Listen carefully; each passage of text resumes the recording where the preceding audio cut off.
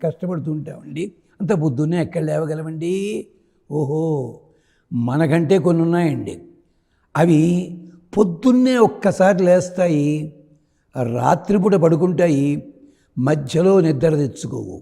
మనమేమిటి, రోజు లోపల 5 సార్లు పడుకుంటాం, 14 సార్లు లేస్తాం. ఏమిటవి? పక్షులు. పక్షులు కిలకిల ధ్వని చేశాయంటే సూర్యోదయం అవుతుందని అర్థము. ఎందుకంటే మరి దీనికి కూడా చెప్పాలి కదండి కారణము. అందుకని మన స్నానం గొప్పదని చెప్పుకుంటున్నాం.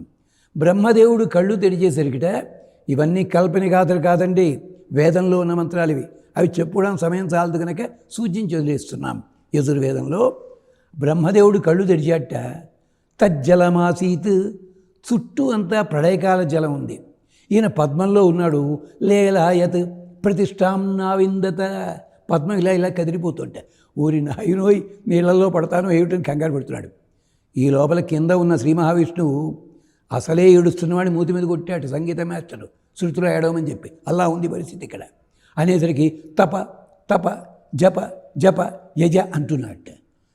తపస్సు ఎక్కడ చెయ్యను, జపం ఎక్కడ చెయ్యను, యజ్ఞం ఎక్కడ చెయ్యను అంటున్నాడు బ్రహ్మదేవుడు. కానీ తండ్రి చెప్పాడు కదా, ఒక్కసారి చూచేసరికి నీళ్ల లోపల గుర్రపు డెక్క లాంటి నాచు కనిపించిందట గట్టిగాను. దాని మీద ఇటుకలు పేర్చి యజ్ఞము చేసి దండం పెట్టగానే ఆ ఇటుకల ప్రాంతమంతా చల్లారిపోయి గట్టిపడింది. అదే పృథివీ ఆసీత్, మనం ఉండే భూమండలం అయ్యింది అది. అందుకనే పక్షులకి రాత్రిపూట ఈ భూమండలము ఎలా నక్తం దీదృశే, అగ్నిపర్వతంలా కనిపిస్తుంది.